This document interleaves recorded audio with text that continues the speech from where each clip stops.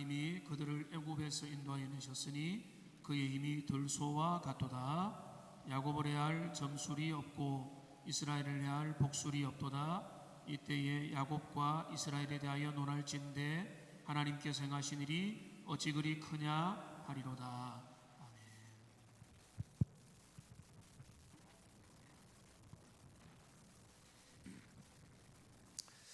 네, 오늘 이 밤에는 우리 전필국 전도사님을 통해서 하나님의 복된 말씀을 듣는 시간을 가지겠습니다.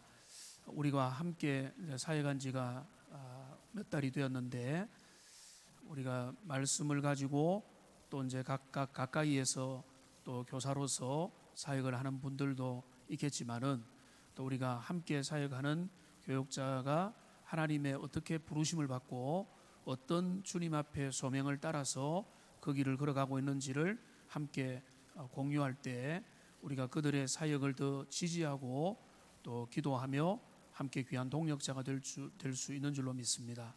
우리 가운데서 귀한 사역을 같이 감당하시는 우리 전필국 전도사님 지금 나오셔서 자신의 발자국을 살펴보라 라고 하는 제목으로 귀한 말씀을 우리에게 전해 주시겠습니다. 우리 말씀을 기대하면서 우리 박수로 우리 맞이하겠습니다.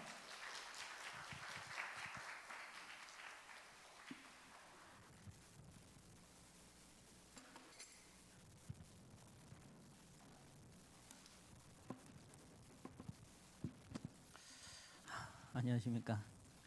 네, 전필국 전도사입니다. 네, 제가 오늘 말씀을 준비하면서 고민을 참 많이 했습니다. 정말 오랜만에 중고등부 설교만 하다가 오랜만에 이렇게 어른 설교를 하려니까 몸에 맞지 않는 옷을 입는 것 같아서 제가 혹시나 여러분을 중고등부로 대할까봐 걱정을 좀 하는데 그러지 않으려고 노력을 참 해보겠습니다. 네, 네, 여러분 오늘 설교를 시작하면서 한 가지 이야기를 한번 생각해봤으면 좋겠습니다. 어떤 인생은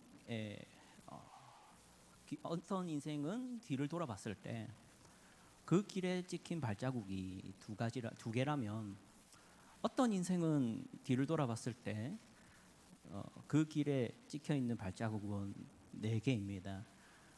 앞의 인생은 누구의 인생이고 뒤의 인생은 누구의 인생일까요? 제가 어려운 얘기를 했나요?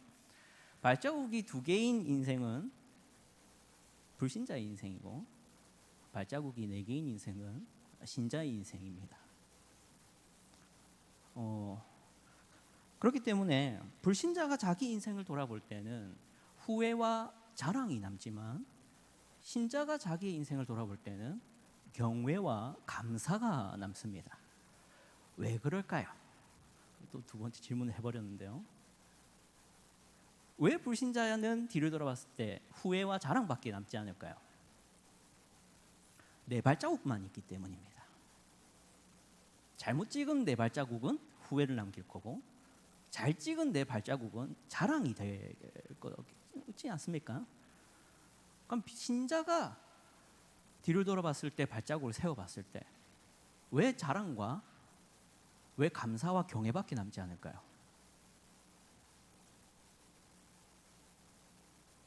하나님의 발자국이 거기 있기 때문이죠. 어떤 신앙인 같은 경우는 그럼에도 불구하고 후회와 자랑만 자꾸 떠올리는 신자들도 있습니다. 그것은 하나님의 발자국을 잘 못 보기 때문이죠. 여러분이 만약 정말로 인생을 제대로 돌아본다면 반드시 경외와 감사가 나타나야 됩니다.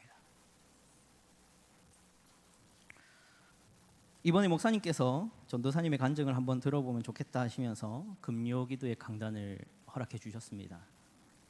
간증이란 단어는 제가 사전적인 의미를 딱딱하지만 언급해 드리도록 하겠습니다. 종교적인 체험을 통해서 하나님의 존재를 증명하는 것, 이게 간증이라고 합니다. 쉽게 말해서 내 인생에 하나님이 어떻게 역사했는지를 얘기를 해서 하나님이 계십니다를 말하는 거가 간증입니다. 그런데요, 이 종교 체험이라는 게 뭐냐라는 질문을 던져봐야 됩니다. 아무런 종교 체험을 나열을 마음대로 해버리면은 그것은 어쩌면 바람직하지 못한 결과를 맞이할 수도 있습니다. 예를 들어서요, 저는 첫 번째 위험이 있다고 생각합니다. 그 위험이 뭐냐면 내 자랑으로서 간증이 될 수도 있습니다. 예를 들어서 말씀드리겠습니다. 기도했더니 사업을 번창하게 해주셨습니다.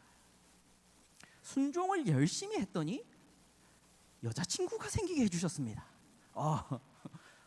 젊은이들은 이렇게 공식을 가진 사람도 꽤 있습니다. 또 헌금을 많이 했더니 부자가 되게 해주셨습니다. 이런 얘기를 간증이라고 해버리면 내가 기도했고, 내가 헌금했고, 내가 순종했다라는 자랑이 예의가 됩니다. 이러면 하나님을 보고 싶어서 왔던 사람들 입장에서는 실망스럽습니다. 그리고 두 번째 위험이 있는데요. 어떤 위험이 있냐면 간증에는 결국 하나님을 증명하는 거지 않습니까? 근데 어떤 하나님을 증명하느냐가 또 다릅니다. 어떤 하나님? 여러분이 이곳에 와서 매력적인 하나님을 들어야 되지 않습니까? 근데 정말 매력 없는 하나님을 제가 간증을 잘못하면 그렇게 말해버릴 수가 있는 겁니다. 어떻게 하나님을 매력 없게 만들 수 있냐면 기도했더니 하나님이 들어주셨고, 돈을 주셨고, 내가 열심히 헌금했더니 하나님이 이 문제를 해결해 주셨다. 그럼 반대로도 있겠죠. 기도를 안 했더니 하나님이 나를 때리셨다. 헌금을 많이 안 하기 시작했더니 거지가 되게 했다. 내가 순종을 안 했더니 나를 치셔서 병들게 했다. 이렇게 또 간증을 해버리면 하나님이 어떻게 돼버립니까? 기브 앤 테이크나 혹은 계산적인 분으로 만들어 버립니다. 이러면 여러분, 하나님을 사랑해서 하나님의 사랑스러움을 보기 위해서 이 자리에 왔던 사람들 입장에서는 불쾌해집니다. 나는 저런 하나님이라고 생각 안 하거든요. 여러분이 믿는 하나님은 사랑의 하나님이고 긍휼이 많으신 하나님이고 은혜로우신 하나님이지 않습니까? 근데 제가 간증을 그렇게 하면 여러분에게 제가 신뢰를 범하는 게 됩니다. 그러면 제가 고민을 많이 해야 되지 않습니까? 이렇게 여러분에게 하나님을 얘기하면 안 되지 않습니까? 그래서 고민을 많이 했습니다. 어떻게 간증을 해야 하나님의 은혜로우심과 하나님의 영광을 여러분에게 더 많이 밝히 보여줄 수 있을까? 그래서 한 게 뭐냐면 그저 내 인생을 있는 그대로 솔직하게 말하면 된다라는 결론을 내렸습니다. 제가 여러분에게 간증을 위한 목적으로 제 인생을 더 뭔가 신비롭고 기적적이고 위대하고 대단한 것처럼 말을 해버리면 오히려 제가 경험한 하나님을 오히려 말을 못하겠구나. 그 하나님을 오히려 가릴 수 있겠구나. 나는 내 인생의 하나님이 참으로 역사했다고 믿는데 그러면 나는 내 인생 그대로 말하면 되는 거구나. 더 진솔하게 라는 결론을 내렸습니다. 그래서 간증 설교를 할 건데요. 자기 자랑으로 듣지 말아주시고 하나님을 뭔가 기브 앤 테이크로 말하고 있다 이렇게도 생각 안 하시고 편안히 들어주시면 좋겠습니다. 여러분, 간증 설교는 일반 설교랑은 좀 다릅니다. 본문을 중심으로 하는 것보다는 제 인생을 중심으로 하기 때문이죠. 그래서 이 성경을 왜 안 다루지 할 겁니다. 그런데 조금 이따 나옵니다. 그러니까 참고 들어주시면 됩니다. 자, 하나님과의 관계, 제 신앙을 중심으로 해서 제 인생은 6시기로 나눌 수 있더라고요. 첫 번째가 뭐냐면은 하나님을 모르던 시기입니다. 저는 불신 가정에서 태어났습니다. 철저하게 하나님의 은혜와 하나님의 말씀과 단절된 인생을 살았습니다. 저희 할머니는 무당이셨고요. 그것도 꽤나 용한 무당이셨습니다. 그냥 잡신이 아니라 부처신을 받았다고 주장하던 무당이셨습니다. 부처신은 꽤나 높은 신으로 보이지 않습니까? 인지도도 좀 있지 않습니까? 일양 장군 뭐 이런 것보다는 뭐 그런 것보다 낫지 않습니까? 그렇다 보니까 저희 할머니도 그렇지만 저희 가문 전체가 그 할머니의 영향 아래 있었습니다. 제일 부자였거든요. 돈을 너무 잘 벌었습니다. 그러니까 경제적인 이런 종속이 되어 있다 보니까 저희 친척들 중에 신앙인이 한 명도 없습니다. 그 가문에서 전 태어났습니다. 그리고 또 한 가지 어떤 환경이었냐면 도덕적으로도 나은 점이 없는 가문이었습니다. 세상적인 도덕으로도 세상적인 교양으로도 거의 전무한 가정이었습니다. 싸움과 싸움이 끊이지 않는 가정이었고 이혼이 세 자녀가 있었는데 저희 할머니에게 세 분 다 이혼을 했고 5 아들이 있는데 그 5 아들이 다 도박 그리고 뭐 사채 이런 걸로 문제가 많던 집안이었습니다. 여러분, 이런 환경에 저는 둘째 아들의 자녀로 태어났습니다. 근데 저희도 마찬가지였습니다. 도박과 사채 빚으로 저는 제 시기가 한 3살, 4살 때도 도망을 다니는 기억이 있었습니다. 1년에 이사를 6번을 했습니다. 저는 그때는 이사를 왜 이리 많이 하는지 몰랐습니다. 근데 이제 보니까 도망을 다녔다 하더라고요. 사채빚 때문에. 사채를 왜 졌느냐? 저희 아버지가 도박에 좀 중독이 되어 있었습니다. 제가 잉태되어 있을 때 말이죠. 그렇기 때문에 잘 생각해 보면 제가 제 인생을 생각해 보면은 아마 그러한 힘든 시절에 저희 부모님은 술을 손에서 놓을 수 없었을 겁니다. 그리고 알코올 중독자가 될 수밖에 없었을 겁니다. 그리고 저를 제대로 양육하기란 어려웠을 겁니다.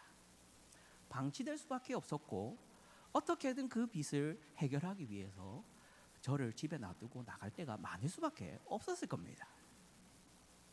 그러면 제가 그 3살짜리, 4살짜리 그리고 5살짜리 아이가 어떻게 자랄까요? 제가 제 인생을 객관적으로 바라봤을 때 분명히 그리 이쁜 모습은 아니었을 겁니다. 심리적으로도 외적으로도 성품으로도 도덕적으로도 바람직하지 못한 모습이었지 않았을까요?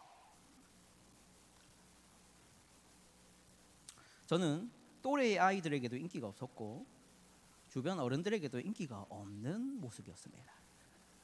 아주 어릴 때부터 당연히 왕따를 당했고 당연히 따돌림을 당했습니다. 저는 다양한 종류의 폭력에 노출되어 살아갔는데요.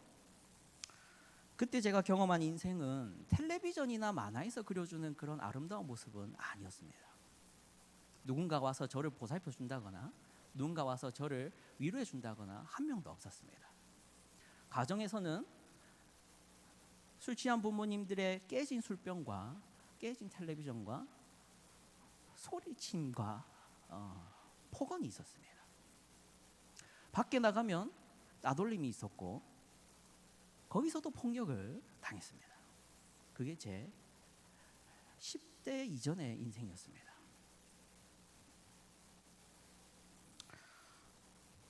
저희 부모님은 이 사회와 배우자에 대한 분노가 가득할 수밖에 없었습니다. 이해합니다. 지금은 이해합니다. 그렇지만 어린 저에게는 가혹했습니다. 그것이 제 15살까지의 인생입니다. 모든 종류의 은혜와 복과 즐거움이 없던 시절입니다. 그리고 나서 제가 처음 하나님과 관계를 맺게 된 시기는 초등학교 4학년입니다.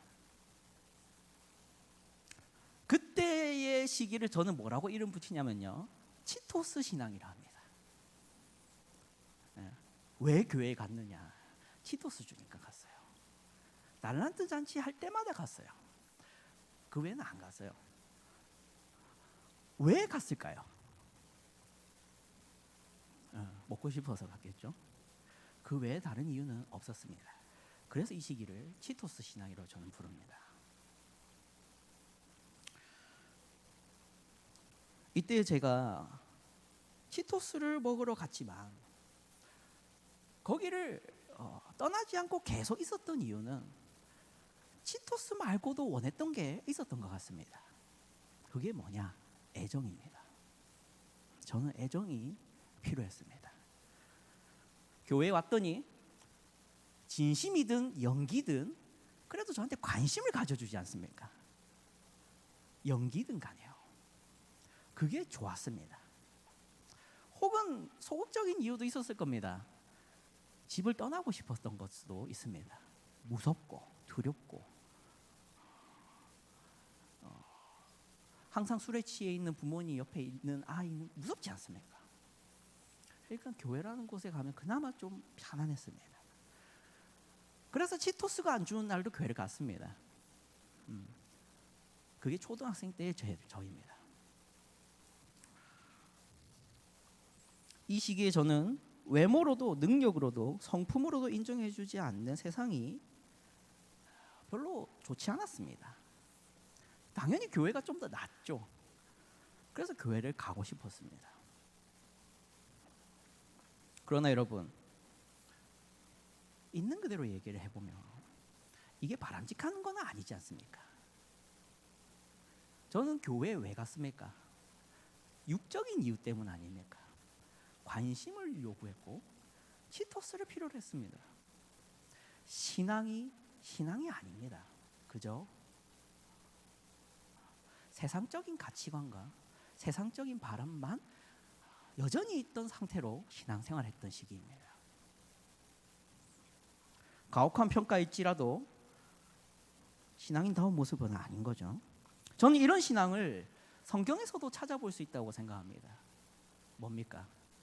오병이어의 신앙이죠. 한번 말씀을 보겠습니다. 요한복음 6장 26절입니다. 요한복음 6장 26절입니다. 앞에 있습니다. 함께 읽겠습니다. 예수께서 대답하여 이르시되 내가 진실로 진실로 너희에게 이르노니 너희가 나를 찾는 것은 표적을 본 까닭이 아니요 떡을 먹고 배부른 까닭이로다. 제가 치토스 신앙이 그랬습니다. 저는 먹고 배부르니까 교회를 다니는 겁니다.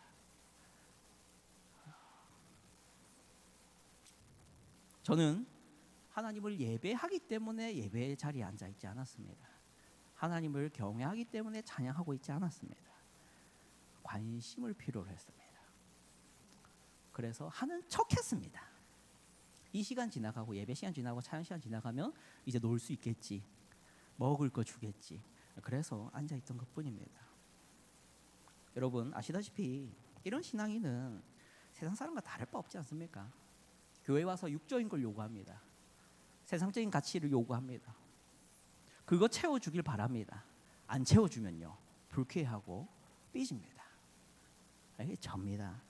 그때에 제가 그렇게 신앙생활을 했습니다. 이게 모두가 그렇진 않은데 어떤 사람이 있냐면 장로님 자녀, 목사님 자녀, 집사님 자녀들은 왜 그리 잘생기고 왜 그리 이쁘고 왜 그리 일도 똑부러지게 하고 왜 그리 교육도 잘 받았는지 예의도 있는지.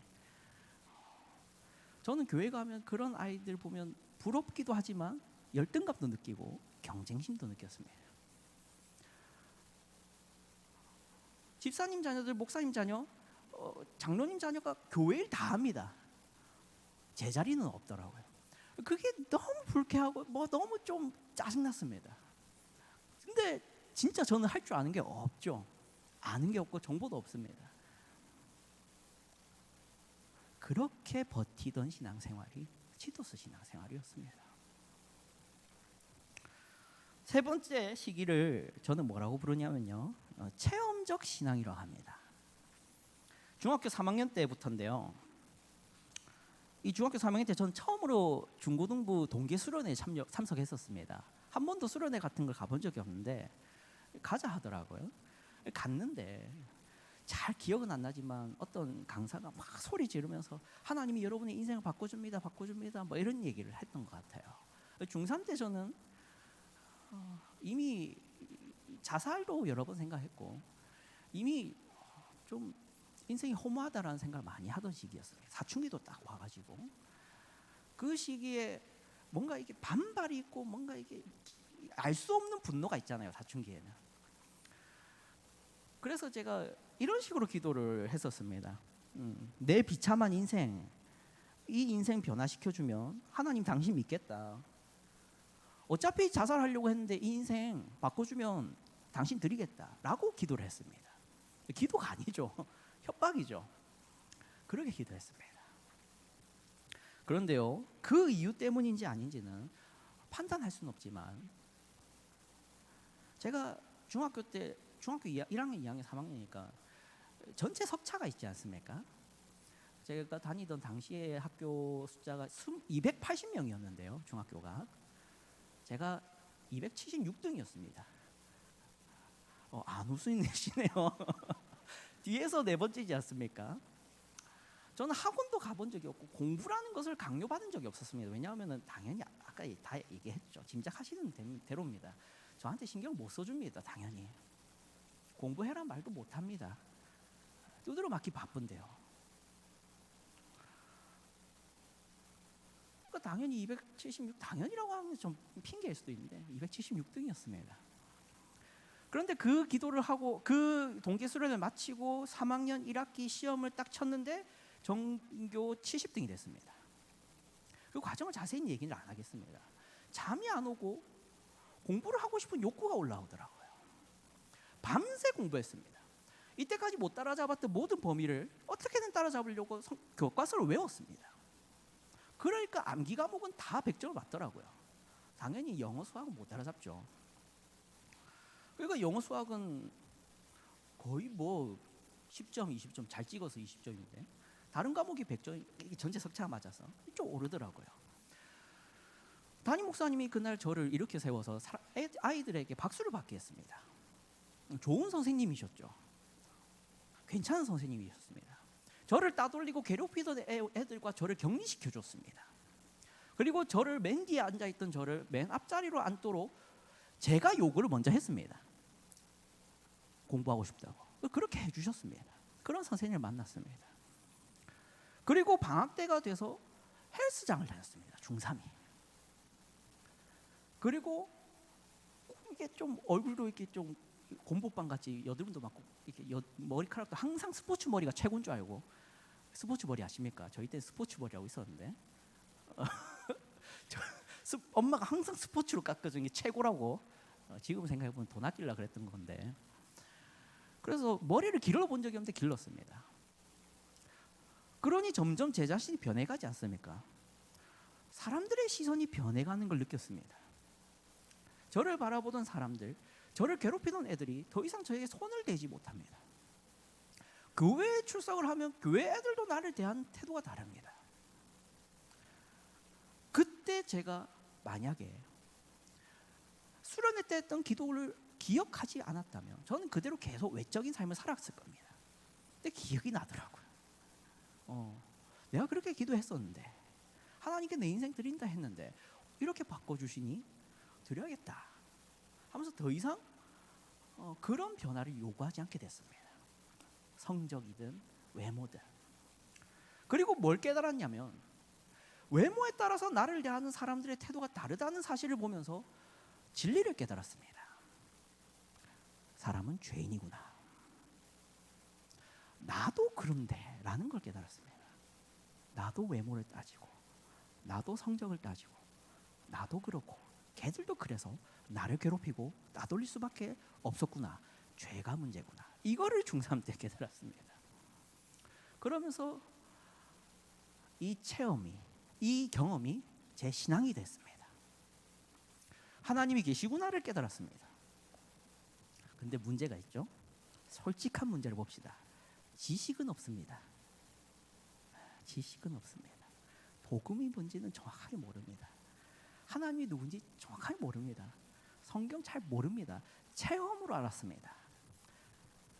그래서 제 신앙생활은 어떤 색깔이 띄었냐면 체험적 신앙을 계속 띄었습니다. 은사 달라 했습니다. 기적을 보여달라 했습니다. 하나님께 표적을 구했습니다. 하나님께 계속 나의 인생을 뭔가 특별한 일들이 있기를 요구했습니다. 방언 달라 했습니다. 그것이 나의 하나님이 계신 것을 확인할 수 있는 유일한 수단이었습니다. 성경을 안 봤습니다. 고린도전서 1장 22절부터 23절을 보십시오. 고린도전서 1장 22절 23절 함께 읽겠습니다. 시작. 유대인은 표적을 구하고 헬라인은 지혜를 찾으나 우리는 십자가에 못 박힌 그리스도를 전하니 유대인에게는 거리끼는 것이요 이방인에게는 미련한 것이로되. 복음이 제일 중요한 겁니다. 예수 그리스도와 그의 십자가를 아는 것이 구원이고 그것을 아는 것이 신앙이 자라게 하는 유일한 수단입니다. 하나님이 계시고 안 계시고는 어디서 확신할 수 있냐면 그리스도를 보는 데서 확신할 수 있었던 겁니다. 그런데요, 표적을 구합니다. 저는 그랬습니다. 그거 말고는 몰랐습니다. 지식이 없었습니다. 그래서 저는 어떤 문제가 계속 일어났느냐, 종교적인 경쟁심이 계속 있었습니다. 복음을 모르니까 삶의 변화는 없고 자꾸만 교회 와서 뭘 하냐면 경쟁했습니다. 뭘로? 기도 누가 오래 하냐. 고딩인데 와서 기도를 맨 마지막에 가겠다고 이럽니다. 그때 당시에는 금요 철화가 진짜 밤 11시에 있었습니다. 저희 교회 같은 경우는. 그러면은 기도 좀 하면은 1시 넘어갑니다. 1시에 집에 갔습니다. 끝까지 늦게 가겠다고. 그래서 저랑 경쟁하던 3분 정도 있었는데, 안수 집사님 한 분, 그냥 집사님 한 분이었는데, 사실 그냥 집사, 안수 집사 뭐 이런 말 표현도 좀 그렇긴 하지만 제가 기억이 안 납니다. 뭔지. 근데 안수 집사님도 방언을 하셨고, 그냥 집사님도 방언을 하셨고, 저도 방언을 했습니다. 그럼 마지막까지 시끄럽습니다. 원래 마지막 정도 조용해져야 되는데 마지막까지 시끄럽습니다. 그래서 이제 안수 집사님은 어떻게 기도하냐면은 약간 잠잠했습니다. 근데 그냥 집사님은 이렇게 했습니다. 그래서 저는 뭔가 좀 너무 이렇게 그 안수 집사님처럼 조용하게 하기는 좀 멋이 없고, 근데 그냥 집사님처럼 너무 그렇게 국화 이렇게 하는 거 너무 좀 없어 보이고, 그래서 약간 중도적인 입장에 취해서 이렇게 했습니다. 그럼 이렇게 했습니다. 약간 중도적인 입장이죠. 예. 그리고 또 뭘로 경쟁했냐면, 누가 더 어떤 뭐랄까 신앙적인 체험을 경험이 많냐 이런 걸로 경쟁하고, 누가 더 기도 말고 또 뭐가 있을까요? 경험에는 제가 여기 기록해놨는데, 찬양할 때 누구보다 손을 높게 들고 누구보다 들고 뛰고 하는 걸로 자꾸만 이렇게 확인을 했습니다. 그게 제 체험적 신앙의 상태였습니다. 경쟁심이죠, 솔직히 말하면. 그런 걸로 경쟁을 하고 그런 걸로 하면 안 되는 거지 않습니까? 제가 그랬습니다. 그리고 고등학교 1학년이 됐습니다. 고등학교 1학년이 되면서 저는 이 신앙을 어떻게 좀 더 발전시키고 좀 더 성장을 시키고 싶었습니다. 그런데 문제가 있지 않습니까? 지식은 없지 않습니까? 그래서 제가 도달한 자리가 어디냐면 봉사신앙이라는 겁니다. 고1 때부터가 봉사신앙이라고 제가 이름을 붙입니다. 여러분도 잘 아시다시피 제가 이때 당시에 딱 2004년, 2005년 이때입니다. 이때 저는 잘 모르지만 책을 봐서 알겠더라고요. 이때가 딱 이 교회마다 이게 성장 부흥 시기랑 이게 뭐랄까 성장과 부흥의 시기였더라고요.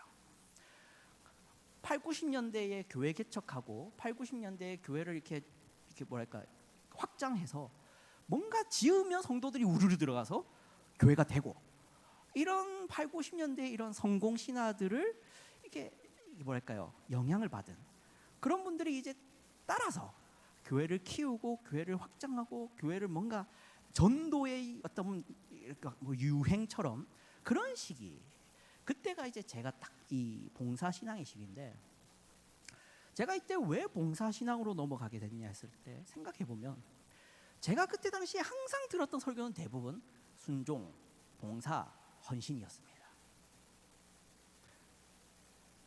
그렇게 필요했겠죠. 교회는 커졌고 뭔가 확장이 됐는데 인재는 필요하고 인력은 필요하고, 그러니까 항상 강조할 수밖에 없는 거는 헌신과 봉사와 순종입니다. 저는 이때 복음을 들어본 적이 없습니다. 하나님의 말씀을 있는 그대로 이렇게 깊게 분석해서 저한테 얘기해 준 설교를 못 들어봤습니다. 봉사가 최고고 헌신이 최고라고 들었습니다. 그래서 고등학교 1학년 때부터 열심히 봉사했습니다. 수요일, 금요일, 새벽기도, 주일 오전, 오후 다 나와서 찬양팀하고 교사, 보조교사하고 방송 담당하고 했습니다. 그게 아니면 신앙이 아닌 줄 알았습니다. 좋은 것이죠. 봉사하는 거 좋은 겁니다. 그런데 뭐냐?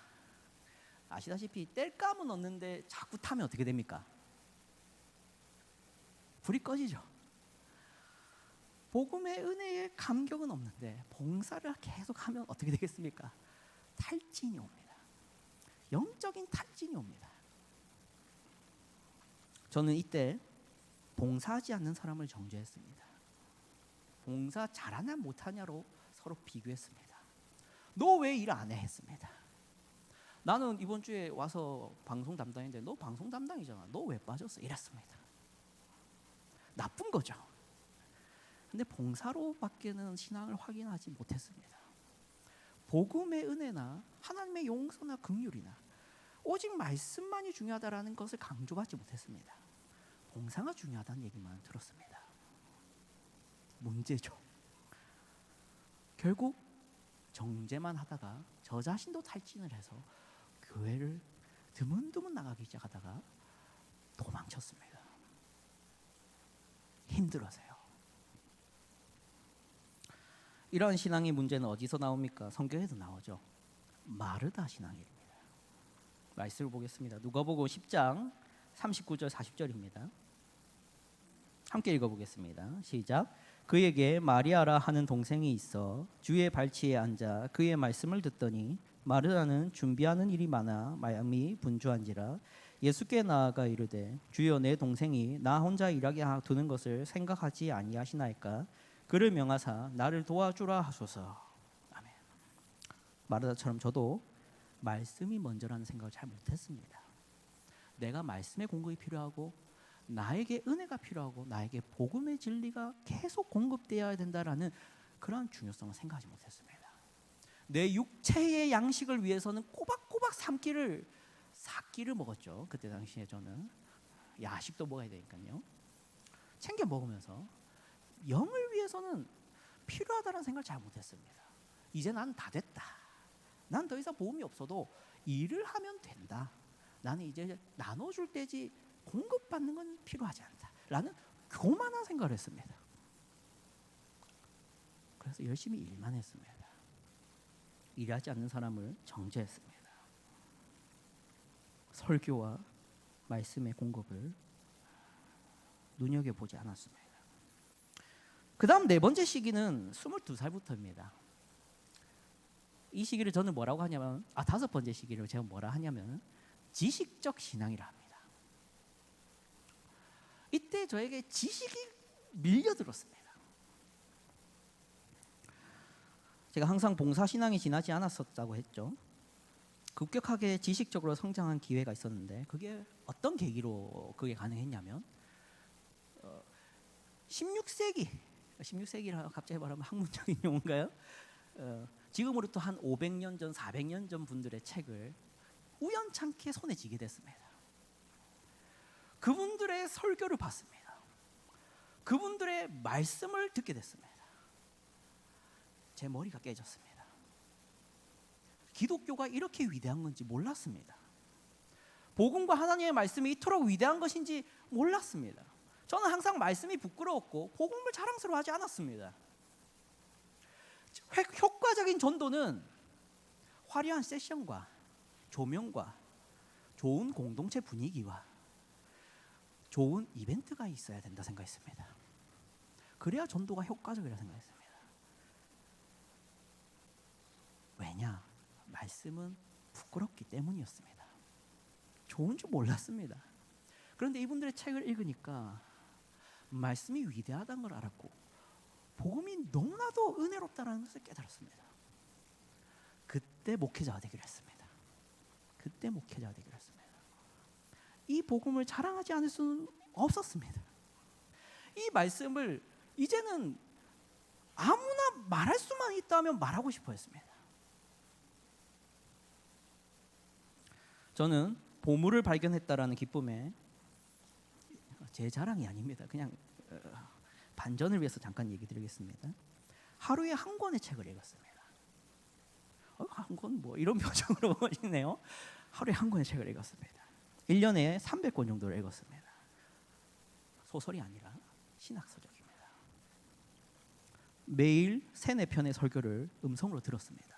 귀에 꽂고 다녔습니다. 700구절 정도의 말씀을 암송했습니다. 어떻게 이 숫자를 정확하게 외우냐? 700구절 제가 뽑아놓고 외웠기 때문이죠. 달달 외웠습니다.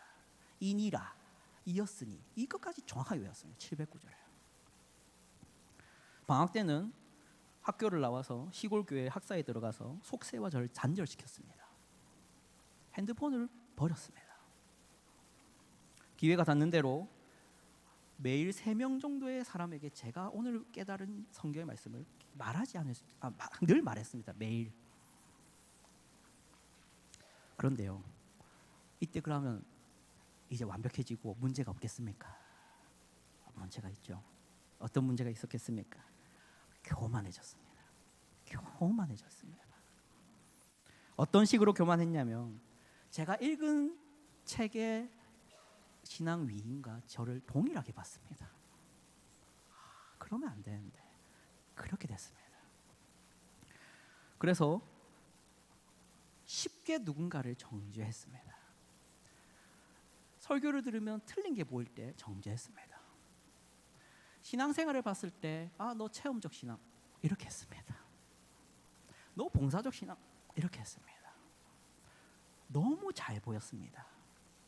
왜 이런 문제가 생길까요? 고린도전서 8장 1절입니다. 함께 읽겠습니다. 시작. 우상의 제물에 대하여는 우리가 다 지식이 있는 줄을 아나 지식은 교만하게 하며 사랑은 덕을 세우나니. 아멘. 사랑은 안 배우고 지식만 들었습니다. 저는 사랑을 할 줄 몰랐습니다. 지식이 사랑이 되기 전에 지식만 남아 있었습니다. 누군가를 높여줄 줄 모르고 나 자신을 낮추는 비결을 배우지 못한 상태로 지식은 차버렸습니다. 말에 실수가 잦아졌습니다. 대화를 하다가 저도 모르게 비꼬기 시작하고, 대화를 하다가 저도 모르게 가르치기 시작했습니다. 대화를 하는데 표정이 쉽게 돌변합니다. 신앙적으로 이상한 얘기를 하기 시작하면 돌변합니다. 표정이 굳어지고 째려보기 시작합니다. 제가 사랑은 안 배웠습니다. 그 때문에 지금도 제 곁에 남은 사람도 있지만 대부분이 저를 떠나갔습니다. 제가 가르쳤던 많은 아이들이 있었습니다. 대학 시절에도 다 떠나왔습니다.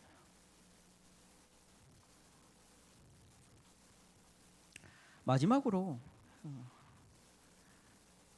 6번째 시기인가요? 5번째 시기인가요? 잘 모르겠습니다. 마지막으로 제 26살부터 시기인데요, 무너진 신앙의 시기라고 부릅니다. 저는 이때 군대에 입대했습니다. 늦은 나이죠. 원래 저는 장교 후보생이었습니다. 안 어울리지만 지금은 안 어울리죠. 장교 후보생이었습니다. 저는 장교로 들어가기로 정해져 있었습니다. 그런데 아까 말했죠. 지식에 대한 이런 소중함이 넘쳐 흘렀습니다. 그래서 장교로 갔다가 3년 4개월을 하고 와야 되는데 다 까먹을까 봐 그게 너무 싫더라고요. 그래서 장교 인간 이렇게 포기각서내고 일반 병원으로 들어가서 빨리 나와야지 이런 생각했습니다. 그런데 아시다시피 26세 이등병입니다. 그럼 병장이 몇 살일까요? 21살입니다. 어떤 결과를 맞이했을지, 어떤 대우를 받았을지 아실 겁니다. 상상하실 수 있을 겁니다. 그 군대에서 저는 뭘 봤냐? 제 수준을 봤습니다. 학교에서 남을 가르치고 저에게 배우러 온 애들한테 말씀을 얘기할 때는 제 잘난 못에 살았죠. 근데 거기 가면 사람들이 제 말 듣습니까? 안 듣습니다. 그러면 할 줄 아는 게 하나도 없게 됩니다. 누군가를 위해서 희생해야 되고, 누군가를 위해서 말을 해야 되고, 누군가를 위해서 나 자신의 피곤함을 무릅써야 되는 것이 군대입니다. 될까요? 잘했을까요? 하나도 못합니다. 거기서 뭘 보죠? 나의 수준을 봤습니다. 아무것도 아니구나. 나는 희생할 줄 모르고, 용서할 줄 모르고, 기다려줄 줄 모르고, 인내할 줄 모르는 하잘것없는 존재였구나를 거기서 깨달았습니다. 아주 비참해졌습니다. 그래서 무슨 생각을 했느냐? 목회 안 해야겠다. 나는 목사 안 해야겠다. 라고 결론 내렸습니다. 그리고 전역했습니다. 그리고 정말로 저는 학교에 자퇴서를 냈습니다. 자퇴서까지 냈습니다. 그리고 저는 아르바이트를 하면서 자격증을 준비하고 직장에 취업 서류를 넣고자 준비하고 있었습니다. 근데 저한테 말씀을 듣고 했던 아이들에게 저한테 연락이 왔어요. 목회 접으려 한다. 접지 마라. 이미 자퇴서 냈다. 이러고 끊었습니다. 또 연락 왔던 다른 아한테 연락이 옵니다. 자퇴서 냈다. 해라. 다시 공부해서라도 해라. 다시 시험 쳐서라도 해라. 계속 들었습니다. 그래서 제가 혹시나 하는 마음에 학교에 전화를 해봤습니다. 저 자퇴서 냈었는데 자퇴된 거면 복학 못하는 거죠? 라고 물어봤어요. 그러니까 이제 교무처에서 자퇴 처리됐다라고 했습니다. 그리고 그럼 끝났구나. 이러면 이제 미련을 정말 접어야지 했습니다. 그런데 잠시만요 하더니 총무처에서 처리를 못했답니다. 깜빡했대요. 6개월이 지났는데 처리를 안 했대요. 복학하실 수 있어요 이러더라고요. 뭐지 하다가 기도를 했습니다. 왜 처리가 안 됐을까 고민이 들더라고요. 난 자퇴서를 냈는데 왜 자퇴가 처리가 안 되지? 깊은 고민이 생기더라고요. 그래서 제가 하나님이 계심을 믿지 않습니까? 하나님의 이러심을 생각하지 않습니까? 생각하지 않을 수가 없었습니다. 그래서 에라 모르겠다 복학을 했습니다. 자격증 따놓고 복학을 했습니다. 그리고 28살에 복학을 하고 여기까지 왔습니다. 자, 여러분, 제가 여기까지 제 인생을 얘기를 했습니다. 제 인생과 관련한 6시기를 얘기했습니다. 오늘 본문을 이제 얘기해야 됩니다. 민수기 23장 20절부터 23절의 말씀은 발람의 축복 이야기입니다. 발락이라는 모압 왕은 이스라엘이 두려워서 발람을 불러왔습니다.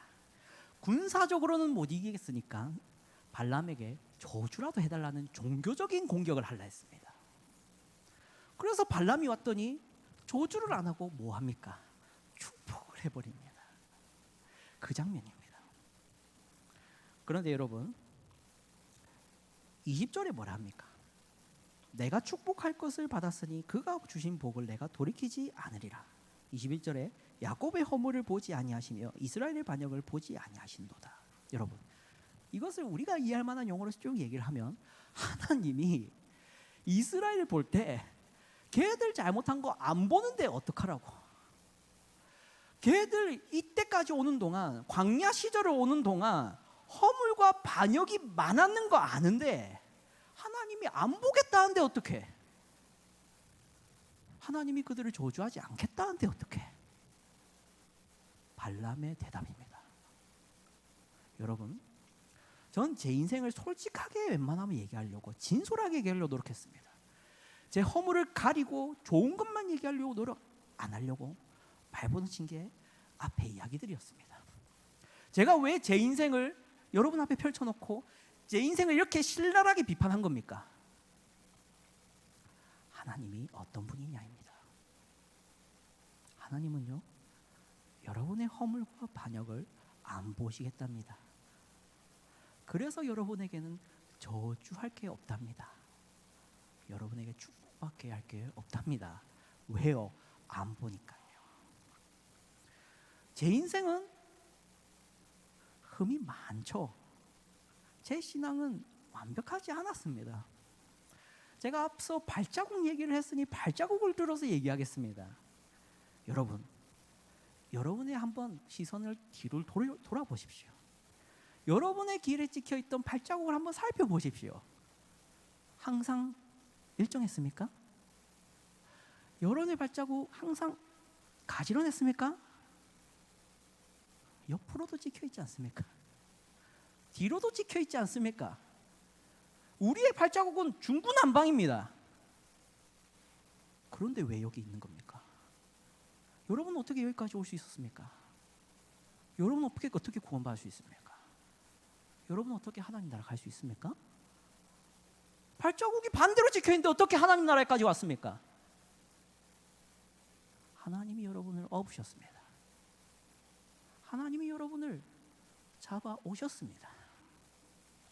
여러분 발자국을 자세히 살펴보십시오. 여러분의 발자국만 보지 마시고 여러분 곁에 찍혀있는 두 발자국을 보십시오. 하나님을 향한 길을 쭉 오다가 방향을 잘못 들어서 저 멀리 갔는데 거기에도 하나님의 발자국이 없습니까? 있습니다. 왜 거기 있을까요? 여러분 잡아야 되니까. 민수기 23장 22절과 23절 보십시오. 다시 한번 읽어보겠습니다. 같이 읽겠습니다. 시작. 하나님이 그들을 애굽에서 인도하여 내셨으니 그의 힘이 들소와 같도다. 야곱을 해할 점술이 없고 이스라엘을 해할 복술이 없도다. 이때 야곱과 이스라엘에 대하여 논할진대 하나님께서 행하신 일이 어찌 그리 크냐 하리로다. 여러분의 인생을 논할진대 뭐밖에 말 못한다고요? 뭐밖에 말 못한다고요? 여기 있지 않습니까? 하나님이 행하신 일이 어찌 이리 크냐밖에 말 못합니다. 제 인생을 통해서 그 얘기를 해봤습니다. 여러분의 인생을 그걸로 돌아보십시오. 여러분의 인생을 논해보십시오. 내가 한 게 뭐가 있습니까? 하나님이 어찌 이리 큰 일을 내 인생에 이루어오셨을까밖에 말 못합니다. 그게 바람직한 간증입니다. 여러분도 간증이 있지 않습니까?